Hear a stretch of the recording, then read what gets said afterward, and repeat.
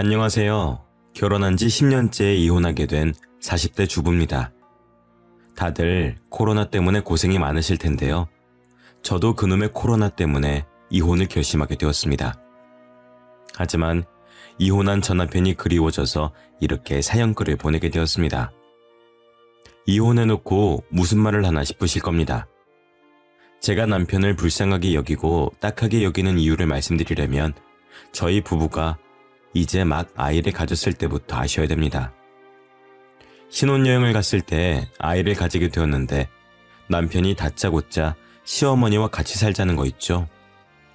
친정엄마랑 같이 사는 거 반대할 땐 언제고 막무가내로 어머님을 데리고 와서 어이가 없었습니다. 저희 남편이 장남도 아니고 큰형이 있는데도 자기가 굳이 모시겠다고 하더라고요. 하지만 어머님이 낙상사고로 잘 걷지 못하는 모습을 보니 어쩌질 못했습니다.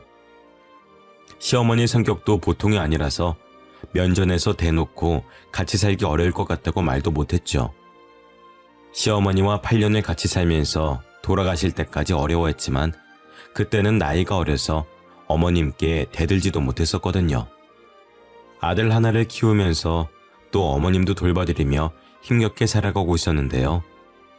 시어머니 눈치를 보면서 사느라 조금 힘들었지만 남편이 제 편을 들어주니 괜찮았습니다. 하지만 한 번씩 고비가 찾아오더라고요. 어느 날 어머님께서 병문안을 다녀왔다며 치매 이야기를 꺼내시더라고요. 야야, 내가 만약에 치매에 걸리면은 요양원에 집어넣을 거냐? 응? 어렸을 때 친하게 지내던 애가 치매에 걸려서 잠깐 얼굴 보고 오는 길인데 세상에 어떻게 그런 곳에서 지내는지 모르겠더라. 나는 그런데 안 보낼 거지? 그럼요, 어머님. 절대 안 보내야죠. 설마 지금까지 잘 모시고 살고 있는데 어머님 치매 걸렸다고 요양원에 보내겠어요? 치매 노인이라니. 벽에 똥칠할 때까지 산다는 말이 있을 정도로 극악의 난이도가 아닌가요? 차라리 갓난아기 2명을 동시에 키우면 키웠지 치매 노인과는 못 살았습니다. 하지만 이 말은 속으로만 생각하고 차마 입 밖으로 이야기하지 못했죠. 남편도 옆에서 제 말을 듣고 놀란 눈치더라고요. 제 속도 모르고 정말 그럴 거냐고 따지길래 나중에 이야기하자고 속닥거렸습니다. 그리고 안방으로 가서 남편에게 미리 말해두었죠. 당신 어머님 앞에서 그런 것 좀 묻지 마. 어머님 앞에서 직접 모시겠다고 하지. 그러면은 시설에 보내겠다고 하겠어? 지금은 멀쩡하시니까 모실 수 있겠지만 어머니 치매 걸리면은 나 못 모셔. 당신 장남도 아닌데 괜히 어머님 모시겠다고 나서서 지금 이러는 거 아니야. 그러니까 어머님 아프시면 괜히 모시겠다고 하지 말고 요양원이든 병원이든 아무데나 입원시켜. 세상에 어떻게 그래. 지금 우리 형이 형편이 안 좋아서 이러는 건데 우리가 모실 수 있을 때까지 모셔야지. 그럼 우리 엄마는? 우리 엄마도 안 아픈 데가 없는데 혼자 지내고 계셔. 내가 외동딸이라 모실 사람도 없다고. 근데 당신이 결혼하자마자 데려와서 이러는 거 아니야. 신혼 때 시어머니 모시는 거 협의도 안 해놓고 끝까지 이럴 거야? 장모님이랑 우리 엄마는 다르지. 우리 엄마가 더 심각하니까 이러는 거 아니야. 우리 엄마 앞에서는 효녀인 척 가증스럽게 연기해놓고 이러기야? 나 참 어이가 없어서. 남편이 버럭 소리를 질러놓고 나가버리길래 속에서 열불이 났죠. 자기 엄마만 엄마인가요? 우리 엄마가 치매에 걸리면 어떻게 해야 하나 고민될 정도인데 어떻게 피도 안 섞인 노인네 똥기저귀를 갈아주면서 살겠습니까? 남편은 친정엄마 똥기저귀를 갈아줄 수 있을까 하는 마음이 들어서 짜증이 났죠. 이러다 남편과 싸울 것 같아서 안방에 계속 남아있었는데 어머님께서 문을 벌컥 열고 들어오셨습니다. 내 아들한테 다 들었다. 네가 치매 걸려도 절대 못 모시고 산다고 했다며? 시설에 보내버리라는 말을 어떻게 그렇게 쉽게 하니? 내 앞에서는 친정엄마 같다, 딸처럼 생각해달라 별소리를 다 하더만. 네? 갑자기 들어오셔서 무슨 말씀하시는 거예요? 진짜로 저희 남편이 다 말했다고요? 너 모르는 척 시침이 떼지 마라. 속으로 음흉한 생각하고 있었으면서 감히 나를 속여? 여보, 이리 들어와봐. 어머님한테 도대체 무슨 말을 한 거야? 우리 아들은 왜 부르니? 나한테 탈탈 털릴 것 같아서 부르는 게야? 그러니까 뒤에서 음흉한 짓을 하지를 말든가. 어머님, 음흉한 짓이라뇨. 제발 제 입장도 좀 생각해 주세요. 저희 엄마도 지금 몸이 안 좋으세요. 결혼할 때 친정이랑 합가하는 거 반대하셔놓고 지금 뭐라고 하시는 거예요? 어머님만 소중하세요? 저희 엄마 모시고 저도 같이 살고 싶다고요. 그래, 네 말대로 내가 시설에 들어가마 나 치매니까 들어가겠다고. 가증스러운 년, 얼마나 내가 보기 싫었을까. 너 같은 년이랑 같이 사니까 내가 저주받은 거 아니야. 멀쩡하던 내가 다 치매에 걸리는 거 보니까 네가 나 볼 때마다 속으로 별의별 주문을 다 외우고 저주를 퍼부었나 보다. 네? 지금 그게 무슨 말씀이세요? 어머님이 치매에 걸리셨다고요? 그래, 내가 시설에 보낼 치매 노인이 나다. 왜? 못 믿겠어? 얘다, 이거 봐라, 내 치매 진단서다. 어머님이 던진 진단서를 살펴보니 정말로 치매가 맞았습니다. 병문안을 간다고 나선 게 요즘 따라 깜빡깜빡하는 게 이상해 치매 검사를 받으러 간 거라고 하시더라고요. 그런데 정말로 치매 초기 진단을 받고 충격을 받으셨다고 합니다. 저는 어머님이 치매에 걸린 줄도 모르고 남편에게 한 말인데 남편은 그걸 그대로 일러바친 거였죠. 시어머니의 치매 진단을 남편이 저보다 먼저 알았는지 놀라지도 않더라고요. 둘이서 일부러 제 속마음을 떠보고 테스트한 것이었습니다. 정말 배신감이 느껴졌지만 저는 변명할 수밖에 없었는데요. 저는 진짜로 어머님이 치매에 걸리신 줄 몰랐어요. 저도 사는 게 힘들어서 나온 말인데 설마 진짜로 어머님 시설에 집어넣겠어요? 그러니까 마음 푸세요. 그럴 일 없을 거예요. 가증스러운 년, 내가 네 말을 믿을 것 같아? 이래놓고 뒤에서 내 아들 달달 볶으면서 요양원에 보내라고 시키겠지. 어머님, 그럴 일 없다니까요. 왜 제 말을 안 믿어주세요? 됐어, 그만해라. 너 같은 것이랑 말싸움할 생각 없어. 시어머니가 집을 획 나가버리길래 남편을 붙잡고 하소연했습니다. 중간다리 역할을 제대로 해달라고 부탁했지만 남편은 제 말을 들어주지 않았죠. 그날 이후로 남편이랑 시어머니 둘 다 저를 투명인간 취급하더라고요. 어머님의 치매가 심해질수록 저의 가사노동은 엄청나게 힘들어졌지만 아무도 저를 존중해주지 않았습니다. 치매에 걸린 어머님은 제 이름은 잊었어도 제가 한 짓은 기억하고 있더라고요. 저보고 매일 나쁜 년, 우라질 년, 나가 죽을 년 각종 욕을 내뱉었습니다. 그 수모를 다 겪어내면서 8년을 견뎌냈죠. 8년이 지나 어머님을 떠나보냈지만 집안에는 늘 냉랭한 기운이 감돌았습니다. 남편은 저를 용서라도 해준 것처럼 어머님 장례를 치를 때 과거에 있었던 실언은 잊어주겠다고 친히 이야기해 주었죠. 남편이 계속해서 비아냥거리길래 저는 그냥 잠자코 앉아서 이 시간이 지나가기를 바랬는데요. 남편과 저는 정말 살얼음판을 걷는 것 같았습니다. 누구 하나 이혼 이야기를 꺼내면 정말로 이혼 절차를 밟을 것 같았죠. 그러다가 저희 남편이 재택근무를 하게 되면서 확실한 위기가 찾아왔습니다. 저희 남편은 땡땡사에 다니고 있는 회사원이었는데 요새 코로나라서 재택근무를 한다고 하더라고요. 처음에는 한 달 정도만 재택근무를 하겠지 싶었는데 코로나가 점점 심해져서 3개월을 넘게 집에서 일하게 되었습니다. 그러면서 남편의 몸이 점점 거대해지고 있었죠. 적어도 10kg에서 15kg는 찐 것 같아서 남편을 힐난했죠. 안 그래도 남편이 미워 죽겠는데 겉모습도 나빠지니까 못 참겠더라고요. 당신 지금 꼴 좀 봐. 재택근무한다고 맨날 집에만 있으니까 돼지가 되어가고 있잖아. 이러다가 100kg 넘어가면 어쩌려고 그래? 당신이 무슨 상관이야. 그동안 남처럼 지내놓고 걱정해주는 척하지 마.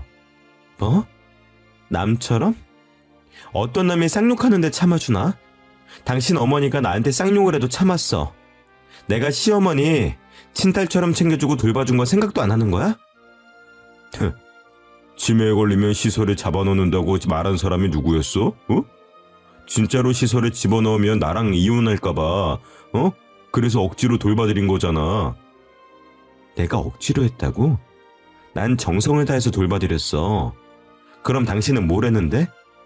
어머님 돌아가시고 친정엄마랑 같이 살자고 했을 때도 당신은 안 된다고 했잖아. 나 그것도 이해하고 참아줬어. 근데 나한테 어떻게 이래? 그럼 그때 이혼하자고 하지 그랬어? 응? 그때는 사지 멀쩡하고 돈도 잘 벌어오니까 참은 거 아니야. 코로나 때문에 벌어오는 돈도 적어지고 뚱뚱해지니까 이혼하고 싶어졌어? 당신 말이 너무 심한 거 아니야? 내가 그런 사람으로 보여? 그리고 왜 이혼까지 들먹이는데? 당신은 이혼이 그렇게 쉬워? 우리 광희가 들으면 어쩌려고 그래? 광희 이제 10살이야. 당신이 하는 말 다 알아들을 수 있다고. 제가 눈물을 터뜨리면서 소리치니까 남편이 집을 나가버리더라고요. 3-4시간이 지나도 남편이 돌아오질 않길래 집을 나간 줄 알았습니다. 제가 전화를 해보니까 헬스장이라고 집에 가서 이야기하자고 했죠. 진짜로 남편이 집에 돌아와서는 헬스장에 다니겠다고 선언했죠. 찬바람 쐬면서 생각해봤는데 내가 심한 말 한 것 같더라고. 내가 봐도 살 빼야 될 것 같아서 집 앞에 있는 헬스장 등록해놨으니까 걱정하지 마. 최대한 빨리 원래 몸무게로 돌아갈게. 남편이 먼저 화해를 요청하니까 저도 마음이 사르르 녹아버렸습니다. 부부싸움은 칼로 물베기라는 말이 있듯이 늘 이런 식으로 싸우고 화해하니 이혼까지는 안 가는 거였는데요. 하지만 저는 앙금이 남아있었습니다. 제가 희생해서 치매 걸린 어머님 똥기저귀까지 갈아드렸는데 저를 인정해주지 않고 끝까지 배척했으니까요. 남편이라는 호칭의 뜻이 남의 편이라고들 하지 않습니까? 어머님이 난동을 피우며 못된 년, 애미 없는 년, 나를 감히 요양원에 가두려고 했냐고 폭언을 퍼붓는데도 남편은 제 편을 들어주지 않았죠. 늘 어머님 편을 들며 그러니까 옛날에 왜 그런 말을 했냐고 따지고 들었죠. 그 상처가 아직 남아있어서 저는 계속해서 남편을 헐뜯었습니다. 내가 어머님 돌보느라 바빠서 살찌니까 뭘 할 땐 얹이고 고작 집에서 회사 일 하면서 살이 그렇게 쪘어? 헬스장 다니면 뭐해? 재택근무 계속하면 살이 다시 찔 텐데? 당신 왜 말을 그렇게 해? 내가 좋게 생각해서 살갑게 말해본 건데 당신이 맨날 그런 식으로 말하니까 우리가 싸우는 거 아니야. 그래. 어차피 다시 찔 살 내가 빼고 본다. 빼고 나서 보자고. 남편도 제 말에 마음이 상해서 그나마 섞었던 인사말조차 나누지 않았습니다. 약속이나 무얼 사려고 잠시 나갈 때도 다녀오겠다, 다녀왔다는 말도 하지 않은 거죠. 그렇게 남편의 재택근무가 아예 끝나고 다시 회사로 복귀할 때까지 저희는 서로를 투명인간 취급했습니다. 물론 제가 먼저 남편에게 말을 걸 수도 있겠습니다만 여지껏 갖은 수모를 겪어가면서 남편과 시어머니께 무시당한 8년의 시간들 때문에 제가 먼저 말을 못 걸겠더라고요. 그 사이에 남편이 헬스장을 계속해서 다니고 있었는지 날이 갈수록 날씬해지고 있었습니다. 예전 몸무게는 물론 저와 연애했을 때처럼 근육이 생기고 있어서 가슴 설렜죠. 그래서 남편과 화해할 겸 분위기를 잡았습니다. 신혼 때처럼 오순도순 잘 지냈으면 좋겠어서 남편이 좋아하는 소고기를 구워놓고 와인도 한 잔 준비해 두었는데요. 모처럼 예쁜 원피스도 입고 퇴근하고 돌아오는 남편을 맞이했습니다. 그런데 남편이 저를 보자마자 시큰둥한 표정으로 방으로 들어가더라고요. 제가 따라 들어가니 남편이 신경질적인 목소리로 물었습니다. 당신이 웬일이야? 나 무시할 땐 언제고? 응? 기념일도 아닌데 소고기를 다 구웠어? 설마 소고기로 퉁치려고? 나보고 헬스장 다녀봤자 다시 찔 텐데 뭐하러 다니냐고 폭언 퍼부은 거 기억 안 나? 딱 보니까 내가 살 좀 빼고 몸 좋아지니까 신혼기분 내고 싶었나 보네. 당신이 살 빼서 이러는 거 아니야. 언제까지 이러고 지낼 순 없잖아. 난 하루라도 빨리 당신이랑 화해하고 싶어서 준비한 건데 왜 그렇게 생각하는 거야? 우리 이혼할 생각도 없으니까 남처럼 지내지 말자. 이혼할 생각이 없다고? 나는 그런 말 한 적 없는데. 언제부터 당신이 내 생각을 읽을 수가 있었어? 나 참 어이가 없어서. 됐어. 피곤해. 씻고 잘 거니까 그렇게 알고 있어. 남편이 저를 밀쳐내고 화장실에 들어가 씻길래 설마 했습니다. 진짜로 씻고 나오더니 제가 차려준 밥상도 안 쳐다보고 자더라고요. 코까지 골면서 자길래 정말 베개로 내려치면서 깨워버리고 싶은 마음뿐이었죠. 남편이 정말 차갑게 변해버렸다고 생각할 무렵이 그쯤이었습니다. 다음 날이 돼서야 소고기를 구워주는 저를 보고 남편이 젓가락을 까딱거렸는데요. 눈에 소고기 기름이 튀어서 잘못 본 줄 알았습니다. 젓가락으로 제 엉덩이와 뱃살을 가리키면서 몸매를 평가하고 있더군요. 당신 운동 좀 해야 되는 거 아니야? 그러다가 살 훅 쪄. 딱 보니까 나이 셀친 것 같은데 나중에 어떻게 빼려고 그래? 아줌마 같아서 나랑 다니면 웃기겠다. 내가 아줌마면 당신은 아저씨지. 왜 남의 이야기하는 것처럼 말해? 아침부터 시비 걸지 말고 얼른 먹고 출근이나 해. 난 일하다가 찐 살이라고 해도 당신은 무슨 고생을 했다고 살이 그렇게 찐 거야? 하루 종일 하는 거라고는 청소기 돌리고 설거지하는 것뿐이잖아. 당신도 젊은 애들처럼 필라테스나 요가 같은 거 좀 배워봐. 설마 몇 개월 전에 살 때문에 뭘 한 것 때문에 그래? 지금 복수하는 거냐고. 나이가 몇 살인데 계속 유치하게 굴래? 그만해. 슬슬 짜증나려고 하니까. 짜증내고 싶으면 짜증내. 평소에는 잘만 내더니 웃기시네. 어제 분위기 잡으려고 용 쓰던데 그걸로 신혼 분위기를 어떻게 내려고 했어? 당신 몸만 보면 40대가 아니라 50대야. 여자처럼 안 느껴진다고. 그 말을 듣는 순간 젓가락을 확 내려놓았습니다. 분노와 함께 눈물이 차올라서 남편 눈도 못 쳐다보고 집을 나와버렸죠. 집 근처 공원으로 나와서 동네 사람들이 보든 말든 펑펑 울었던 것 같습니다. 정신없이 울고 나니까 30분이 흘러있더라고요.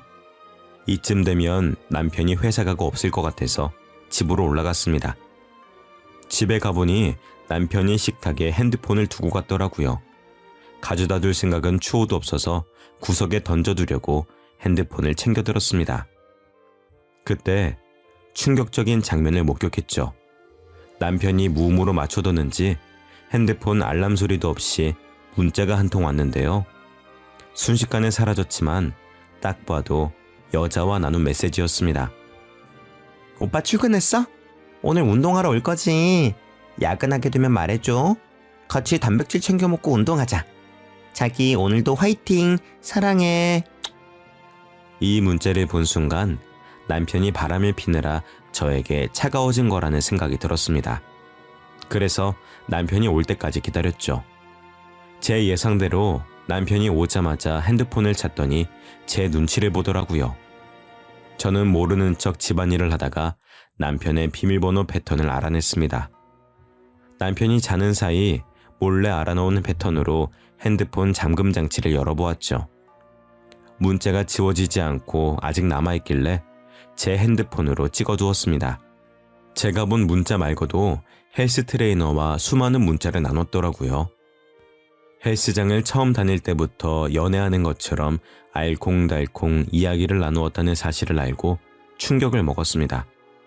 최근에는 본격적으로 저를 속이고 데이트를 하거나 당일치기 여행을 간 날도 있었는데요.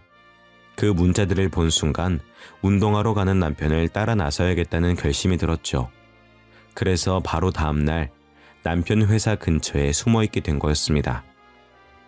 남편이 퇴근하고 회사에서 나와 헬스장으로 가는 것 같길래 저도 따라갔죠. 남편이 당연히 헬스장으로 갈 줄 알았는데 웬 주택가로 들어서더라고요. 설마 그동안 헬스장이 아니라 불륜녀의 집으로 들어간 것이 아닐까 하는 예감이 들었습니다. 역시 제 예감이 맞더라고요. 남편이 익숙하게 오피스텔로 들어가 불륜녀 집 비밀번호를 누르더니 현관문을 열고 있었습니다. 당연히 그 안에서 불륜녀가 튀어나와 남편에게 안기었죠. 저는 그 모습을 보자마자 바로 달려가 불륜녀의 뺨을 내려쳤습니다. 남편이 화들짝 놀라 저를 보더니 대뜸 소리를 질러댔죠. 당신이 왜 여기 있어? 지금 설마 날 미행한 거야? 완전 미친년 팬네 아니야. 아무리 가족이라도 그렇지 이거 범죄인 거 알지? 스토킹에 폭행죄까지. 야, 우리 지훈이가 때릴 데가 어디 있다고 때려. 당신 거기 딱 있어. 경찰에 신고할 테니까. 뭐? 신고? 당신 돌았어? 나 몰래 바람핀 것도 모자라 신고를 해? 그것도 불륜녀 편을 들면서? 그래, 신고해. 경찰 올 때까지 너 죽고 나 죽자. 누가 이기는지 보자고. 제가 불륜녀 머리채는 물론 남편의 머리채까지 잡으려고 하니까 남편이 난동을 피우며 저를 밀어냈습니다. 아이씨, 이 옆에 내가 진짜. 당신이 뚱뚱해서 이러는 거 아니야. 우리 지훈이를 봐. 얼마나 날씬하고 예뻐? 근데 당신은 곧 있으면은 아줌마를 뛰어넘어서 할머니가 되게 생겼네? 거울은 보고 다니는 거야? 왜 이렇게 막말하는 건데? 생각이란 걸 하고 있긴 해? 진짜 나랑 이혼하려고 이러는 거야? 우리 광희를 생각하라고. 당신 원래 이런 사람 아니잖아. 이 여자한테 홀려서 이렇게 된 거잖아. 내가 이번 한 번만 봐줄게. 그러니까 우리 돌아가자. 응? 내가 왜? 이 손 놔. 우리 엄마 치매 노인이라고 매일 눈치 주고 집안에서 편하게 못 있게 할 때는 언제고 피해자인 척하는 거야? 다른 여자들은 아무 말 안 하고 시댁살이나 잘한다고 하던데, 응? 당신은 뭐가 그렇게 잘나서 틈만 나면 나한테 뭐라고 하고 시비 걸고 그러냐고. 너 잘난 거 하나도 없잖아. 예쁘기를 해, 날씬하기를 해? 둘 다 부족하면 성격이라도 좋든가. 제가 간절하게 매달리는데도 남편이 제 손을 뿌리치면서 저에 대한 비하 발언을 내뱉더라고요. 기다렸다는 듯이 줄줄이 저에게 욕을 해대는데 정말로 오랫동안 생각해온 진심 같아 보였습니다. 남편이 저 몰래 이런 생각을 하고 있다니. 남편의 손이 제 손이 아닌 제 뺨을 후려치는 기분이 들었죠. 갑자기 몰려오는 배신감에 못 이겨 저도 남편에게 이혼 이야기를 하고 말았습니다. 아, 그러셨어? 당신만 힘들고 불편했다 이거지? 정작 치매 놓인 똥기저귀 갈아주고 욕짓거리 다 듣고 산 나는 오죽했겠어? 그래, 8년간의 고생도 이해 못해준 사람이랑 어떻게 살겠니? 당신 나랑 이혼하고 싶어서 이러는 거지? 이혼하자. 지금 당장 이혼하자고. 바라던 바야. 이혼 도장 바로 찍어. 당신이랑 어떻게든 이혼하고 싶었는데 드디어 이혼하게 됐네. 대놓고 바람핀 주제에 내가 그냥 이혼해줄 것 같아? 불륜 증거 다 모아뒀어. 내가 이혼 소송 걸 테니까 위자료랑 우리 광희 양육비나 준비해. 남편이 이쯤 되면 제게 빌빌거리며 다시 생각해보자고 할 줄 알았습니다. 그런데 콧방귀를 뀌고 불륜녀와 함께 집 안으로 들어가 버리고 말더라고요. 차마 초인종을 누르며 당장 나오라고 이혼하자는 말 취소하라고 할 순 없었습니다. 그저 불륜녀가 사는 집 앞에 주저앉아 눈물만 흘리고 있었죠. 다 울고 나니 혹시나 남편이 돌아오진 않을까 기대했습니다. 제 집으로 들어가 남편을 기다려보았지만 남편은 돌아오지 않더라고요. 실제로 이혼 소송 절차를 밟았는데 한 달 만에 만난 남편은 위자료와 양육비는 얼마든지 줄 수 있다고 호언장담했습니다. 억울한 마음에 높은 금액을 불러 합의하려고 했지만 남편이 불륜녀 자랑을 하면서 진짜로 그 돈을 준다고 하더라고요. 그래서 제가 무슨 돈이 생겨서 이렇게 이혼하려고 하냐고 물었습니다. 무슨 돈이긴. 우리 지훈이가 그러는데 그 정도 돈은 돈도 아니라고 하더라. 껌값이래, 껌값. 지금이라도 당장 줄 수 있다던데? 당신이랑 급이 달라. 헬스 트레이너도 취미로 하고 있는 애라고. 집에서 탱자탱자 노는 당신이랑은 달라. 당신이 찾아온 그 오피스텔 건물도 우리 지훈이 거야. 가지고 있는 건물이 한두 채가 아니라니까. 그래, 너 잘났다. 양육비랑 위자료 못 준다고 하면 바로 고소할 거니까 그렇게 알고 있어. 당신이야말로 나중에 더 달라고 빌빌거리지 마. 추억에 굴지 말라고.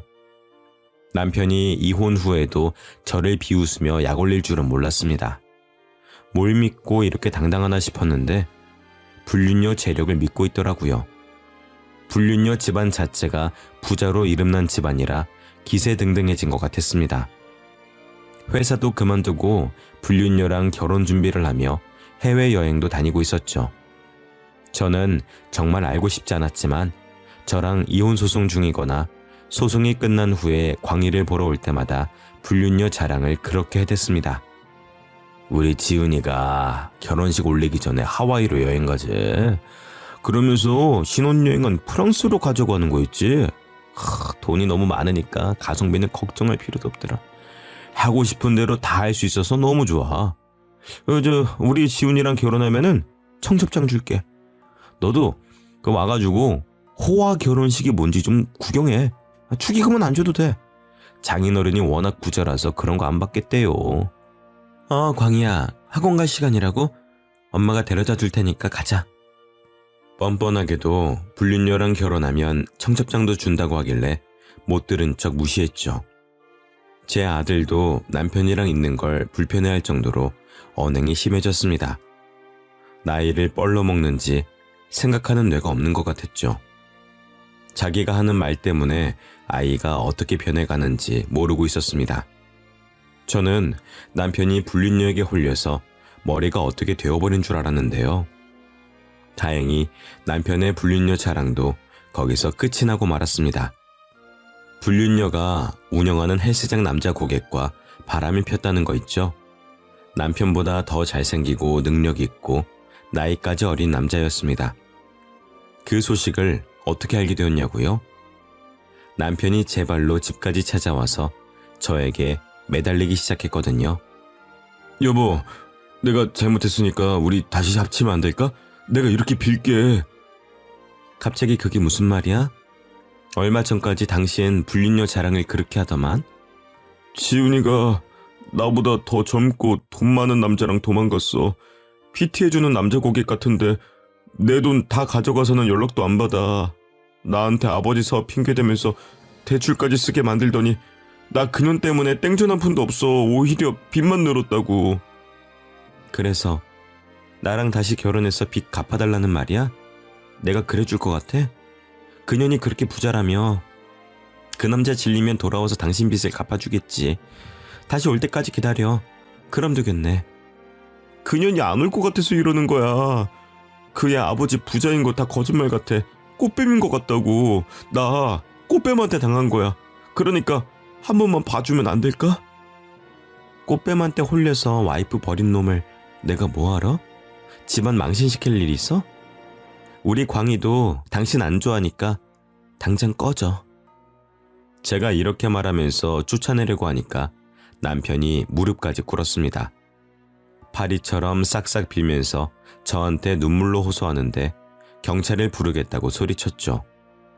남편은 그날만 절 찾아온 것이 아니었습니다.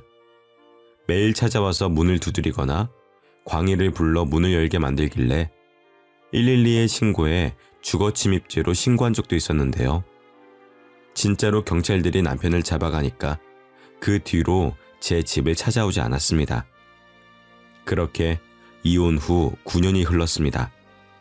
남편은 당연히 빈털터리가 돼서 양육비도 주지 못하는 상황이었는데요. 불륜녀한테 당한 배신감이 컸는지 결국 남편 지인들도 저에게 SOS 요청을 했습니다. 전화로 남편 사정을 들어보니까 거의 폐인이 되었다고 하더라고요. 순영씨, 우리 형님 좀 다시 만나주면 안 될까요? 순영씨랑 너무 만나고 싶어 하는데 연락할 방법이 어때요? 빚쟁이들 때문에 번호 바꿔서 여기 이 번호로 연락해달라고 하던데 미친 척하고 딱 한 번만 만나줘요. 너무 불쌍해서 그래. 남편 지인이 문자로 전화번호를 전달해주길래 일단 알겠다고 했습니다. 그동안 무려 9년이라는 시간이 흘러가서 이제 모든 게 덤덤해졌죠. 남편만큼은 아니지만 과거에 제가 잘못한 것들도 생각나서 조금은 후회가 됐습니다. 그때 그런 인신공격을 하지 말고 차분하게 잘 말해볼 걸 하는 그런 반성을 가끔씩 하고 있었거든요. 이런 후회는 둘째치고 남편이 지금은 어떻게 지내고 있는지 궁금하기도 했습니다. 그래서 남편 지인이 준 전화번호로 전화를 걸어보았죠. 제가 여보세요라는 말과 함께 나 순영이야 라고 말하니까 잠시 침묵이 흘렀습니다. 침묵을 깬 사람은 남편이었죠. 순영아, 오랜만이다. 제철이한테는 내 이야기 들었어? 너한테 더 하고 싶은 이야기가 있는데 잠깐만 얼굴 좀 볼 수 있을까? 오랜만에 밥 한 끼 하자. 우리가 만나서 할 이야기가 있을까? 너는 없을지 몰라도 나는 있어. 광희도 보고 싶고 나도 양육비 주려고 노력할 테니까 한 번만 기회 주라. 남편이 이렇게까지 간곡하게 나오는데 어쩌겠나요. 남편이 만나자는 약속을 잡으려고 하길래 알겠다고 했습니다. 내일 오후 5시 제 집 근처에서 만나자고 하길래 한숨도 못 잤습니다. 불편한 자리가 될 것 같아서 긴장이 되더라고요. 그렇게 다음날 오후 5시가 되어 집 근처 카페로 가니 남편이 먼저 앉아 있었습니다. 정말 몰라보겠더라고요. 제가 살쪘다고 구박했을 때보다 더 쪄서는 100kg은 되어 보였습니다. 처음에 긴가민가해서 조심스럽게 자리에 앉으니 남편이 멋쩍게 웃어 보이며 말했습니다. 너무 변해서 못 알아보겠지. 잘 보일 사람도 없고 일하고 퇴근하고 술 한잔하면서 살다 보니까 이렇게 됐어. 일은 하고 있었던 거야? 제철 씨한테 다 들었어. 거의 폐인처럼 살고 있다며. 집에 틀어박혀서 술만 먹고 사는 거 아니지? 일은 하고 있어. 그냥 음식 배달 업체에서 일하고 있는데 벌이가 안 좋네. 배달 일을 한다고? 재혼한다고 회사 그만둔 뒤로 다시 취직 안 한 거야? 다시 취직했는데 해고당해서 1년 전부터 배달하고 있었어. 오토바이도 탈 줄 모르면서 무슨 배달을 한다고 그래? 요즘 비도 많이 오고 오토바이 사고 많이 나던데 당신도 조심해. 제가 사고 걱정을 하기 무섭게 남편이 긴 바지를 걷어올려 다친 상처를 보여주었습니다. 딱 봐도 아스팔트 바닥을 그대로 긁은 듯 험악한 상처가 무릎에 나 있더라고요. 병원에 갈 만큼 심각한 상처인데 응급처치를 안 하고 참고 산 것 같았습니다. 제가 그 상처를 보고 놀라니까 남편이 아무렇지 않은 척 어깨를 으쓱거렸죠. 안 그래도 오토바이 타다가 넘어져서 이렇게 상처 나는데 뭘. 며칠 지나면 괜찮아질 거야. 이러지 말고 나랑 같이 병원 가자. 엄청 아플 것 같은데 어떻게 이러고 살았어? 아니야, 우리 광희 양육비 줄 돈도 없는데 무슨 병원이야. 침 바르면 다 나아. 내가 병원비 내줄게. 그러니까 가자, 응? 병원비 말고 나랑 밥 먹어주면 안 될까? 당신이랑 술 한잔하면서 그동안 어떻게 지냈는지 듣고 싶은데. 광희는 잘 지내? 갑자기 보자고 하면 싫어하려나? 광희한테 한번 물어볼게. 광희 요즘 사춘기라서 예민하거든. 당신 만난다는 말 할진 모르겠다. 그렇구나. 역시 나 만나기 싫어하겠지? 나 같아도 안 만날 것 같긴 하다. 남편의 이런 모습을 보니 측은한 마음이 들더라고요. 저는 남편과 이혼하고 필라테스를 배워서 제 집 근처에 필라테스 센터도 세우게 되었습니다. 이제 자리 잡아서 돈도 여유 있게 벌고 20대 때보다 더 멋져졌다는 소리도 듣는걸요. 그만큼 몸매도 탄력이 있어졌는데 남편은 저랑 반대가 되어가는 것 같았습니다. 제 아들 광희조차 전교 1등을 연이어 기록하며 담임 선생님들조차 서울대를 목표로 하자는 이야기가 나오고 있는데 남편은 날이 갈수록 불쌍하게 사는 것 같아서 눈물이 날 뻔했죠. 행여나 눈물을 흘릴까 억지로 웃어 보이며 남편을 얼른 일으켜 세웠습니다. 그래, 당신 말대로 밥부터 먹자. 우리 소고기에 술 한잔 하자. 내가 쏠게. 소고기는 무슨 소고기야. 삼겹살 먹자. 당신 소고기 좋아하잖아. 입맛 바뀌었어. 오랫동안 소고기 안 먹으니까 냄새나고 뻣뻣하게 싫더라. 돼지고기는 많이 먹을 수 있으니까 그거 먹으러 가자고. 소고기 많이 시켜. 그 정도는 사줄 수 있어. 제가 호의적으로 나오니까 남편 얼굴이 눈에 띄게 밝아지더라고요. 아무리 미워도 우리 광희 아버지니까 먹고 싶은 만큼 다 사주려고 했습니다. 그날 허심탄회하게 이야기하며 실컷 먹고 마시다가 늦은 시간에 헤어졌죠. 정말 그날이 마지막인 줄도 모르고 나눈 식사와 대화였던 것이죠. 그러다 몇 달 뒤에 모르는 번호로 전화가 걸려온 것이었습니다. 전화를 받아보니 제가 사는 곳에서 한참 떨어진 땡땡 병원이라고 하더라고요. 석준 씨 아내 되십니까? 여기 땡땡 병원입니다. 석준 씨가 갑자기 사고를 당하셔서 연락드립니다. 네? 저 이혼해서 호적상 아내는 아닌데 무슨 사고 때문에 그러시나요? 이석준 씨가 오토바이 사고로 현재 응급실에 있습니다. 전화번호부에 아내라고 저장되어 있어서 이쪽으로 연락드렸습니다. 배달일 하시다가 빗길에 큰 사고가 나서 바로 수술 들어가야 되는데요.